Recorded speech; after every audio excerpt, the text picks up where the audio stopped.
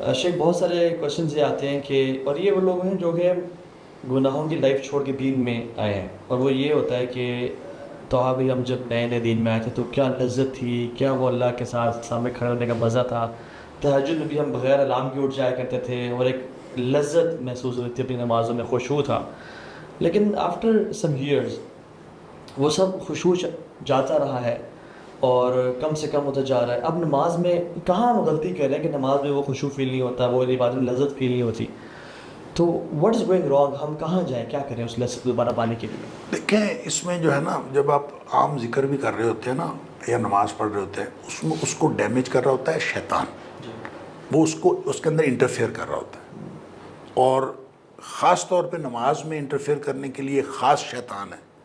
नबी पाक सल्लल्लाहु अलैहि वसल्लम ने उसका नाम भी बताया, खंजब। ये खंजब वो इंटरफेयर कर रहा होता है और इंसान को ख़राब कर रहा होता है कि उसकी नमाज जो है वो, उसकी तवज्जो ख़राब हो, खुशू खुजू ख़राब। आपने क्या करना है?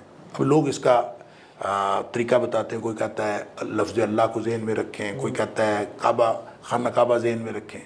भाई ये दुरुस्त नहीं है। कुरान ने एक बड़ा ज़बरदस्त इलाज बताया है कि अगर कभी भी शैतान आपको कोई कचोका लगाता है तो फस्तईज़ बिल्लाहि मिनश शैतानिर रजीम, तो आप औज़ु बिल्लाहि मिनश शैतानिर रजीम, आपने अल्लाह की से पनाह मांगनी है, अल्लाह से ये मदद मांगनी है, वगरना आप तो किसी भी तरह आपकी हिफाजत हो नहीं सकती।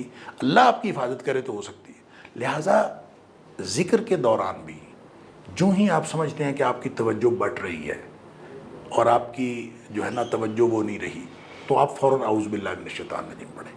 अगले लम्हे आपकी तवज्जो ठीक हो जाएगी।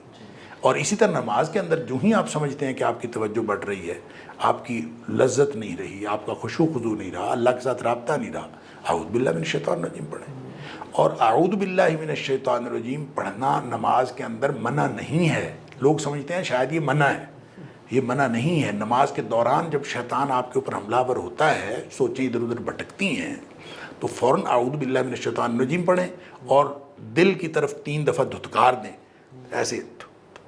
बस बाज़ औक़ात ये चेहरा भी यूँ करने की ज़रूरत नहीं पड़ती। आप खड़े हैं, औज़ु बिल्लाहि मिनश शैतानिर रजीम, बस।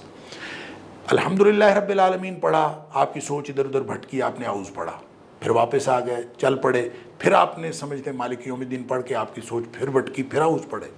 जब यूँ आप पढ़ते जाएंगे तो हो सकता है कि पहली दफ़ा आपको अपनी नमाज वापस लाने के लिए आपको 100 दफ़ा औज़ पढ़ना पड़े, 20 दफ़ा पढ़ना पड़े, लेकिन with the passage of time कम होता जाएगा।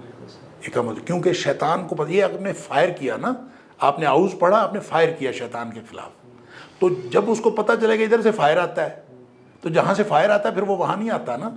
तो जैसे जैसे आप उसको फायरिंग करते जाएंगे, अगर तो आप इसमें पूरी तनदेही के साथ और लगे रहेंगे मुस्तकिल फायरिंग करने, तो फिर तो वो दफ़ा हो जाएगा कि ये फायरिंग इधर से आती है तो मैं चला जाऊंगा।